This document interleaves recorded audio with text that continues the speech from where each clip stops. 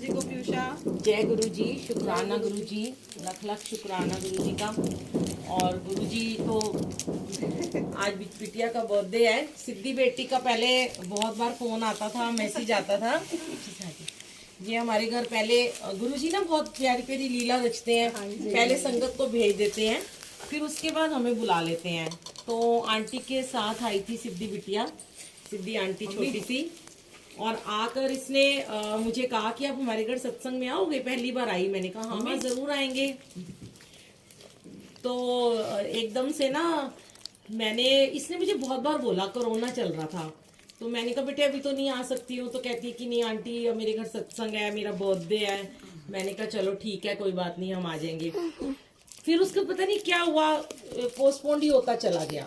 और मैंने इसका नंबर सेव किया हुआ था, बच्चे का सिद्धि नाम से ही मैंने किया हुआ था।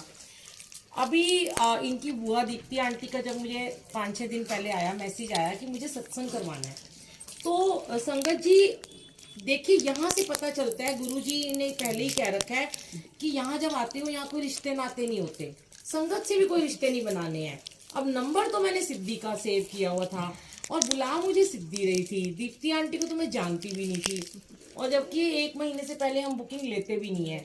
ना जाने क्या हुआ, आंटी ने कहा कि बिटिया का बर्थडे है कल 18 को। तो मैंने कहा आंटी हमारे यहाँ सुखमनी साहिब का पाठ होता है थर्सडे को, आप 17 करा लो। तो इन्होंने एकदम से कह दिया हाँ हाँ आप आ जाओ, हम 17 कर लेंगे।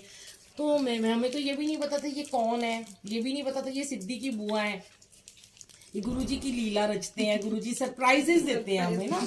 और फिर मैं जब यहाँ पे आई तो देखा, तो ये बच्ची को देखा, मैंने कहा अरे ये तो हमारे घर आई हुई है। तो इन्होंने बताया कि इसकी बुआ हूँ मैं। मैंने कहा वाह गुरुजी, ये तो बुलाती रह गई, इसके कहने में तो हम आए नहीं। और देखो कौन संगत, यही गुरुजी ने कहा है कि कभी भी ये मत सोचो तुम्हें कौन बुला रहा है सेवा में।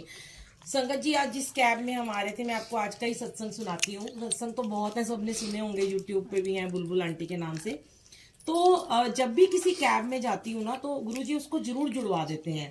और कैब क्या, रिक्शे वाले हों, सब्जी वाले हों, गुरुजी ने ऐसे सेवा लगाई हुई है मेरी कि उसको जोड़ना है बस आपने, कैसे भी करके उसको गुरुजी की संगत बना देना है और उसको गुरुजी की कृपा के बारे में बताना है। क्योंकि ना कई लोग मैंने देखा है कि अपनी ब्लेसिंग को ना बहुत छुपा छुपा के रखते हैं। पर जब गुरुजी कहते हैं जब मैंने तुम्हें थोड़ी सी भी ब्लेसिंग दी है, उसे कहते हैं ना ज्ञान दो तो ज्ञान बांटने से बढ़ता है, विद्या दो तो विद्या बांटने से बढ़ती है। जब ऐसे गुरुजी ने हमें ब्लेसिंग दी है तो हमें उसे बताना चाहिए। उससे क्या होगा, भरोसा बढ़ता है प्रभु के, परमात्मा पे, कि हमें ये सब मिला।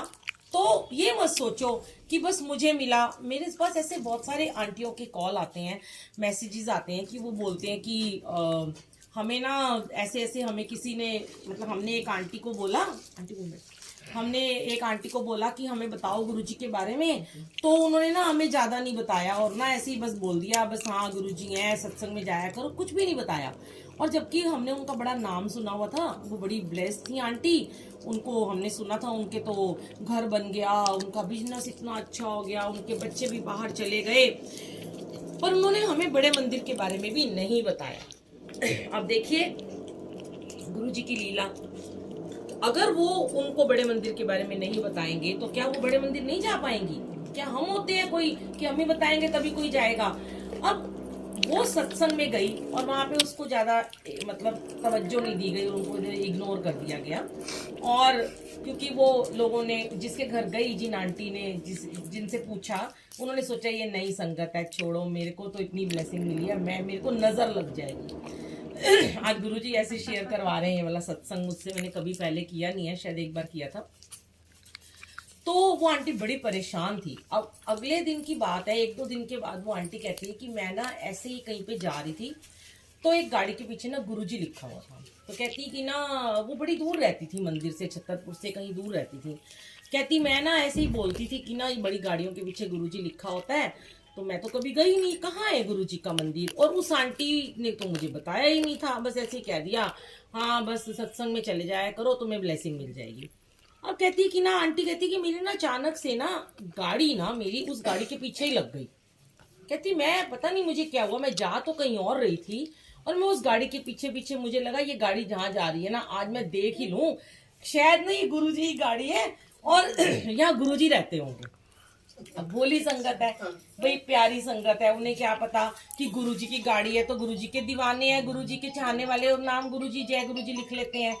तो वो आंटी उनके पीछे गाड़ी लगा के चल दी। अब वो गुरुजी की गाड़ी पहुंच गई बड़े मंदिर। देखिए कैसे उस आंटी ने उसको नहीं बताया था कि बड़े मंदिर का रास्ता गुरुजी ने खुद उसको चल कर रास्ता दिखाया। और वो जब बड़े मंदिर में पहुंची तो उसने उसी गाड़ी आगे रुकी तो उसने उनको पूछा कि ये कौन सी जगह है। तो उन्होंने कहा आप कैसे यहाँ पे आए हो। तो कहने लगी कि मुझे तो पता नहीं है, मैं तो नाम सुना था गुरुजी का, एक सत्संग में गई थी, और मुझे तो पता भी नहीं गुरुजी कहाँ रहते हैं, या वो चोला छोड़ चुके हैं, या चोले में हैं या नहीं है। तो मैं तो आपकी गाड़ी के पीछे गुरुजी लिखा था और मैं चल दी यहाँ पे, मुझे लगा आप कहीं गुरुजी के पास जा रहे होगे। तो वो बड़ी हैरान हुई संगत। तो उसने बोला कि जिस सत्संग में आप गए थे उसमें आपको नहीं बताया गया गुरुजी कौन है। कहती नहीं, मुझे तो कुछ नहीं बताया गया। फिर वो आंटी कहती है आओ आप मेरे साथ आओ। फिर वो उन्होंने उनको पूरा अपने साथ साथ फॉलो करा के उन्हें गुरुजी के, तब गुरुजी का बड़े मंदिर अच्छे से खुला होता था, अभी तो थोड़ा ई पास से बुकिंग है। बहुत संगत उस समय जा रही थी, 2-3 साल पहले की, काफी पहले की ये बात है।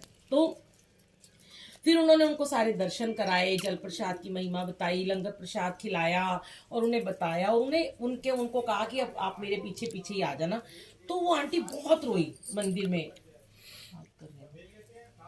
उनको बोलो बात नहीं कर। तो बड़ी उन्होंने ना एकदम से ना वो रोने लग पड़ी गुरुजी के पास जाते ही कि गुरुजी मैं तो आपको जानती भी नहीं थी, और आपने कैसे मेरे को यहाँ पे बुला लिया, मैं तो जानती भी नहीं आप कौन हो। तो गुरुजी ना ऐसे ब्लेस कर देते हैं, अपने आप बुलाते हैं। अब आप सोचो कि हम सत्संग में जाएंगे, हमें किसी ने बुलाया है, पर कई बार ऐसा होता है कि कई लोग नीचे से जा रहे होते हैं और वो गुरुजी का नाम सुनते हैं, गुरुजी उनके कदम खुद ब खुद सत्संग में भेज देते हैं। कई बार ऐसा होता है बुलाया होता है किसी को, वो नहीं आ पाता, वो सब गुरुजी की महिमा, उनकी मर्जी है। कई बार हम 10 बार भी किसी को फोन कर देते हैं, और गुरुजी ये भी कहते हैं आपने अगर कभी किसी को मैसेज दे दिया ना गुरुजी के सत्संग में बुलाने का, उसको मैसेज दे के छोड़ दो, बार बार उसके पीछे मत पड़ो, सत्संग में आना, उसे गुरुजी ने खुद बुलाना होगा, आएंगे।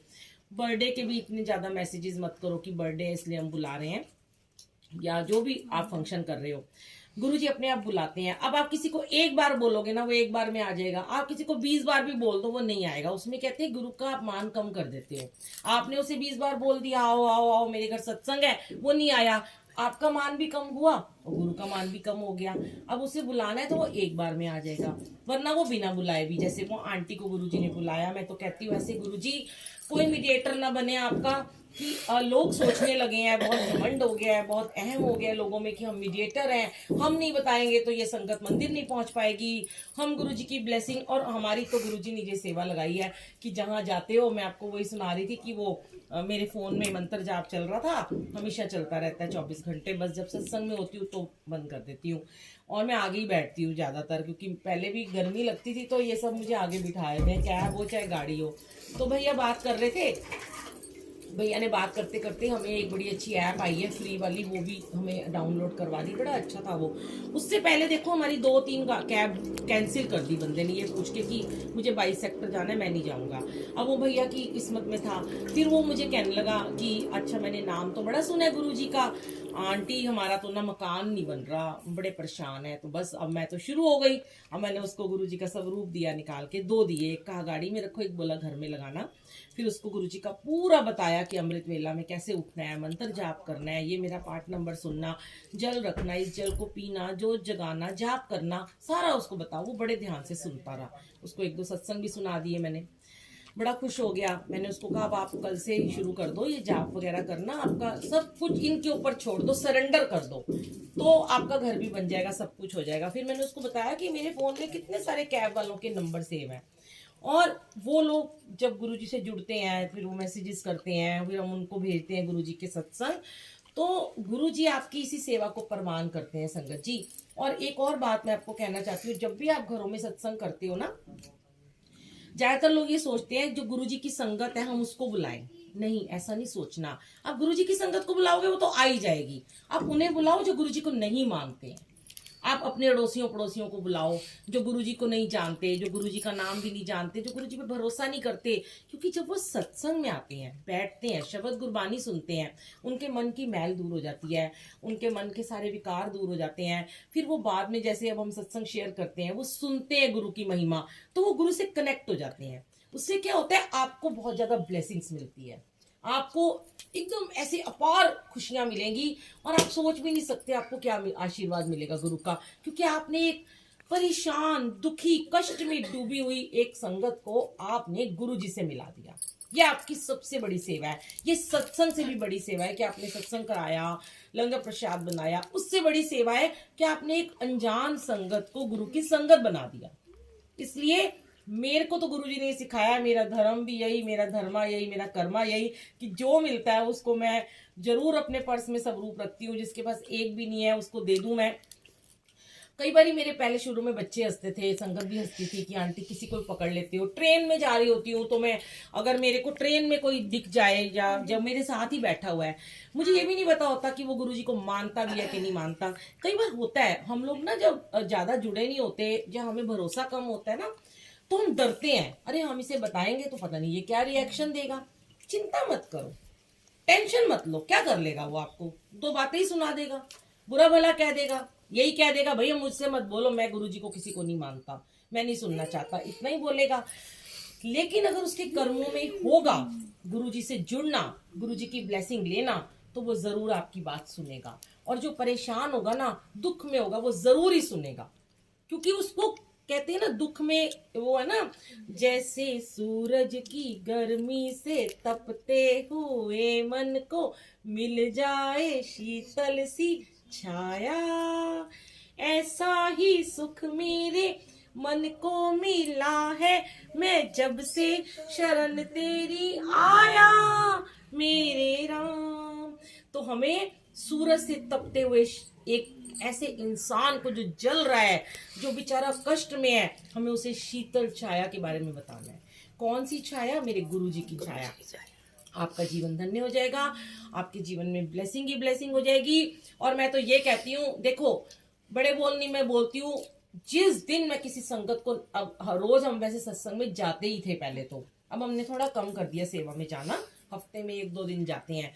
पर हम जब नहीं जाते हैं, अपनी ना भूख ऐसी बनाओ, जैसे मेरी तो भूख ऐसी बन चुकी है कि मेरे को खाना मिले ना मिले, पर अगर शाम हो जाए और मैं सोचूं हाय आज मैंने किसी संगत को गुरुजी से नहीं जोड़ा, तो मेरा हेडेक होना शुरू हो जाता है, मेरे सर में दर्द, मुझे भूख प्यास नहीं लगती है। चाहे कोई वो फोन आ जाए तो मैंने उसे जोड़ना है, चाहे वो मेरे घर आ गया नया संगत तो उसको जोड़ना है। एक नित्य कर्म बन चुका है, संगत को एक दिन में 1 सेवा, 2 सेवा, 5 सेवा करनी है। अगर हर कोई ऐसा बन जाए कि रोज सोचे कि मैं एक संगत को गुरुजी से जोड़ दूं, तो आपको पता है आपके अकाउंट में कितनी सारी ब्लेसिंग का भंडार बन जाएगा। नोटों का भंडार तो दुनिया कर लेती है, पैसे तो खूब जमा हो जाते हैं। आज क्या है, पैसा अभी कल जमा करोगे, कल खर्च कराओगे, फिर करोगे, फिर अकाउंट खाली हो जाएगा। पर ये जो आपको ब्लेसिंग मिलेगी ना गुरुजी से संगत को जोड़ने की, ये कभी खाली नहीं होगी। और यही आपके साथ जाएगी नाम की कमाई, कि आपने उस नाम से, उस गुरु की ब्लेसिंग से, आपने उस बड़े मंदिर से, उस गुरु की भक्ति से, उस गुरु के मंत्र जाप से संगत को जोड़ दिया। अपना कर्म बनाइए। मैं कहती हूँ आज से ये सीख लेके जाओ यहाँ से, कि जब हम नीचे उतरेंगे गली में, हमें कोई भी मिले, चाहे हमारा जानकार है चाहे नहीं जानता, चाहे कोई भी इंसान मिले, आपने उसको कहना है, अपने आप बताना है कि मैं तो आज गुरुजी के सत्संग में गई थी और मुझे बहुत अच्छा लगा, तुम भी जाया करो। क्या पता इस मैसेज से किसको उसका कौन सा आंसर मिलने वाला हो, क्या पता वो इतना बेचारा दर्द में है और आपने उसकी दर्द पे थोड़ी सी मलहम रख दी है, थोड़ा सा आपने उसके दर्द को संवार दिया, तो वो गुरुजी आपको इतना ब्लेस करेंगे, इतना ब्लेस करेंगे, आप सोच नहीं सकते हो। अपनी सेवा में जोड़िए, इस चीज को अपनी सेवा बना लीजिए। लोग कहते हैं सेवा कैसे करूं, पैसे नहीं है, लंगर नहीं है लगाने को, है ना, कहाँ जाऊं सेवा करने, मुझे तो कोई सत्संग में नहीं बुलाता। अरे घर बैठिए सेवा कीजिए। ये जो फोन पे गॉसिप करते हो ना, बातें करते हो ना, करो, बातें भी करो, गॉसिप भी करो, व्हाट्सएप पे भी लगे रहो, पर एंड में उसे जरूर बताओ, भाई तू गुरुजी को जानता है, नहीं जानता तो यहाँ चल गुरुजी के मंदिर, तेरे को मैं लेके चलता हूँ, नहीं तो तू सत्संग में जा, नहीं तो तू यूट्यूब पे मंत्र जाप ही सुन ले, तेरे सारे कर्म कट जाएंगे। गुरुजी मंत्र जाप सुनने से ही सारे कर्म काट देते हैं संगत जी। 90% आपके कर्म कट जाते हैं। पर हाँ, नियम, हर बार गुरुजी एक ही बात कहलवाते हैं, नियम बहुत जरूरी है। ये नहीं सुना है कि 24 घंटे सिमरन में बैठे रहो, सिमरन करते रहो, काम करो, खाना बनाओ, ये करो वो करो, करते रहो। ये जरूरी है। 24 घंटे अंतरात्मा में हमारे वाहिगुरु, ओम नमो शिवाय, गुरु जी सदा साय चलना चाहिए। लेकिन एक समय निर्धारित जरूर कीजिए, सुबह का कीजिए, शाम का कीजिए, कि आपने मंत्र जाप को एक टाइम निकाल के करना है। 5 मिनट, 10 मिनट, आधा घंटा, 1 घंटा। अगर 1 घंटा 9 मिनट का करते हो सुबह उठ के अमृत वेले में, तो समझ लो आपकी जिंदगी के दिन पलट जाएंगे। गुरुजी वो कर देते हैं। अब लोग कहते हैं गुरुजी ने कभी नहीं कहा अमृत वेला करो। मैं मानती हूँ गुरुजी ने कभी नहीं कहा, मुझे तो ये पता नहीं है, कि मैंने ये कहीं पढ़ा नहीं, कहीं लिखा नहीं देखा कि गुरुजी ने नहीं कहा। कोई संगतें कहती हैं। पर अगर आज हमें गुरुजी कह रहे हैं करने को, हमें दे रहे हैं अमृत वेला से, हम वही चीज शेयर कर रहे हैं, आपका नुकसान तो नहीं होगा ना। क्या पहले के लोग जब जल्दी उठते थे तो क्या नुकसान होता था? उनके तो तन मन सब स्वस्थ ही रहते थे, वो जल्दी सोते थे, जल्दी उठते थे। अब हम क्या कह रहे हैं? हम यही तो कह रहे हैं, ये तो नहीं कह रहे 2 बजे उठो, 3 बजे उठो, 5 बजे उठ जाओ। 5 बजे तो दुनिया उठ जाती है। 5 बजे उठ के आप नहा धो के जो जगा के गुरुजी का मंत्र जाप कर लो। नहीं आपको लगता गुरुजी का करना, वाहिगुरु का सिमरन कर लो, राम राम कर लो, गायत्री मंत्र कर लो, जो आपको अच्छा लगे वो करो, पर नियम से करो। और उसके बाद गुरुजी के मंत्र जाप में इतनी शक्ति है, इतनी शक्ति है कि अगर आपने कर लिया और उसके बाद मांगना कुछ नहीं है, ये अपने आप आपका रास्ता बनाएंगे, आपको नजारे दिखाएंगे तरह तरह के, आपके रास्ते खोलेंगे, मैसेजेस आएंगे इधर उधर से। आपको बिलीव करके देख लेना। जिन्होंने किया ना, उनके हफ्ते हफ्ते में उनको गुरुजी ने स्वप्न में दर्शन दे दिए और उनके काम बनते चले गए। ये सिर्फ एक मेरी कहानी नहीं है, बहुत सारी संगत है जो सुबह लाइव जुड़ती है। एक हमारा पेज बना है फेसबुक पे गुरुजी की वीरा के नाम से, उसमें मैं रोज 5:30 बजे लाइव अमृत वेला चलाती हूँ। पहले जपजी साहब का पाठ होता है, उसके बाद शब्द गुरबानी और फिर मंत्र जाप होता है। आप उसको भी ज्वाइन कर सकते हो, अपने फोन में लाइव चला के बैठ जाओ, नहीं तो खुद ही अकेले बैठ के कर लो। कुछ करना ही नहीं है। पहले के जमाने में देखो लोग जाते थे, मंदिरों में जाते थे, लाइन लगाते थे, जल चढ़ाने जा रहे हैं, 1 घंटा लाइन में लग रहे हैं। घर बैठे परमात्मा ने आपको गद्दी भी लगाने की जरूरत नहीं है। अगर स्वरूप भी नहीं है कोई बात नहीं, छोटा स्वरूप है, लॉकेट स्वरूप है, नहीं तो कुछ नहीं, अपने हाथ जोड़ के जय गुरु जी बोलो और मंत्र जाप लगा लो, वही आपको ब्लेस कर देगा। गुरुजी ने कोई दिखावा नहीं कहा करने को, कोई वहमों में पढ़ने को नहीं कहा। अभी परसों चौथ की बात है, मुझे एक आंटी का मैसेज आया कि मेरे को ना गुरुजी हुक्म दे रहे हैं शिव पुराण ना पढ़नी नहीं है, सुननी है। तो मैंने कैसी सुनूं, मैंने डाली हुई है यूट्यूब पे। मैंने बोला आप उसमें डालो बुलबुल आंटी सत्संग शिव पुराण पार्ट नंबर 1 से लेके 100 तक के पार्ट हैं, छोटे छोटे, आप सुन लो। तो कहने लगी कि हाँ मैंने देखी, मुझे बड़ी अच्छी लगी है। फिर कहने लगी, फिर दोबारा मैसेज आया, इसका कोई टाइम होता है, ये ऐसे दिनों में पढ़ी जाती है कि नहीं। मैंने कहा देखो कोई टाइम नहीं होता, हाँ नहा धो के कोई भी ग्रंथ को आप सुनोगे पढ़ोगे। फिर उन्होंने क्लास क्वेश्चन पूछा, क्या मैं इसको खाना बनाते बनाते भी सुन लूं? मैंने कहा नहीं, आपको खाना बनाते बनाते आप फोन में मंत्र जाप तो चला सकते हो, क्योंकि आपका खाना ब्लेस हो रहा है वो। लेकिन कोई भी ग्रंथ पढ़ते हैं, महाभारत, गीता पढ़ते हैं, रामायण पढ़ते हैं, शिव पुराण पढ़ते हैं, कुछ भी हम पढ़ते हैं, हमें बैठ के पढ़ना सुनना चाहिए। इतना भी समय नहीं है कि आप 15 मिनट बैठ के कर सको। 24 घंटे में से वाहिगुरु जी भी कहते हैं कि 24 घंटे में हमारे 24,000 श्वास होते हैं। उस 24,000 श्वासों में से हम क्या उस 24 घंटे में 24 मिनट भी नहीं परमात्मा को दे सकते? आप 24 मिनट परमात्मा को दीजिए। मैं कहती हूँ आपकी 84 लाख योनियां ऐसी ही कट जाएंगे, आपको पता ही नहीं चलेगा। आवागमन से छुटकारा, वैकुंठ का द्वार खुला है, मोक्ष मिलेगा आपको। और कभी भी पाठ पूजा कोई भी करनी हो, बैठ के करें।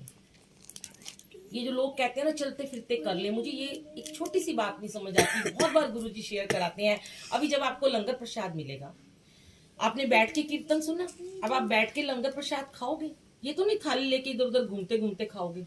घर में भी जब सुबह शाम लंच डिनर करते हो, टेबल पे बैठ के आराम से खाते हो, तो आपको लगता है सारा दिन के हम थके हुए आए हैं, हम थोड़ा रिलैक्स होके खाना खाएं। यही लगता है कि अगर हम आपको बोले कि नहीं खाना तो प्लेट लो और यूं घूमते घूमते खाओ, साथ साथ कपड़े धोते रहो, साथ साथ काम करते रहो, साथ साथ मुंह में रोटी डालो, आपको आनंद आएगा? भोजन का आनंद भी नहीं आएगा। तो आपको घूमते फिरते पाठ और सिमरन करने में आनंद कैसे आ जाएगा बताओ? हम जैसे भोजन में रस लेते हैं, आनंद लेते हैं, टीवी देखते हैं, अब हम टीवी देख रहे हैं, पिक्चर आ रही है, 3 घंटे की पिक्चर है, 1 घंटे का सीरियल है, भाई ऐसे बैठ जाते हैं, बिल्कुल ऐसे, कोई बात ना करे, छेड़ ना दे, हमें डिस्टर्ब, बच्चा भी हो तो चुप चुप, बिल्कुल मुंह बंद कर ले, मेरा सीन आ रहा है। वही अवस्था आपकी आनी चाहिए सिमरन में, बिल्कुल चुप, कोई बोले डिस्टर्ब मत करो, मैं सिमरन कर रहा हूँ, मैं भक्ति में हूँ, आपको रस आना शुरू होगा। अगर आप यूं ही चलते फिरते पाठ करते रहोगे, कभी रस नहीं आ सकता। करते रहो, जिंदगी ऐसे ही निकल जाएगी। ये जीवन के हमारे तो 50-55 साल ऐसे ही निकल गए हैं, और कितने हैं वो निकल जाएंगे, फिर आएंगे इस दुनिया में। तो अगर चाहते हो कि नहीं, भक्ति का रस हमें मिले, भक्ति हमें हमारे अंदर जाए, हमारी अंतरात्मा को प्योर करे, हमें पॉजिटिव करे। हमारे घर में कहते हैं जब आप भक्ति में रस लेके आते हो ना, नियम से करते हो, मैं आपको सच बता रही हूँ, घर से सारी बुरी आत्माएं भाग जाती हैं, घर से सारी नेगेटिविटी चली जाती है। घर के गुरुजी घर की दीवारों तक को ब्लेस कर देते हैं संगत जी। गुरुजी उस धरती को ब्लेस करते हैं, गुरुजी बच्चों को ब्लेस करते हैं, आपके काम को ब्लेस करते हैं, आपके खाने को ब्लेस करते हैं, आपकी हर चीज को ब्लेस करते हैं। खाना बना रहे हो, बर्तन धो रहे हो, कपड़े धो रहे हो, हर चीज में पॉजिटिविटी आती है, पर नियम बहुत जरूरी है। शुक्राना गुरुजी का, ऐसे ही गुरुजी अपने सत्संग शेयर करवाते रहे। मैं तो यही कहती हूँ, मालिक अपनी सेवा में ऐसे ही लगाए रखना। और कहाँ कहाँ से संगत बुलाती है मुझे नहीं पता, जहाँ ले चलोगे वहाँ मैं चलूँगी, जहाँ आप रख लोगे गुरुवर वहीं रह लूँगी। तो ये गुरुजी की महिमा अपार है, कहाँ से कहाँ बुला लेते हैं। इधर हम कभी आए भी नहीं थे, पर गुरुजी ने यहाँ भी भेजा। शुक्राना गुरुजी का। और अभी आंटी की बिटिया का बर्थडे है,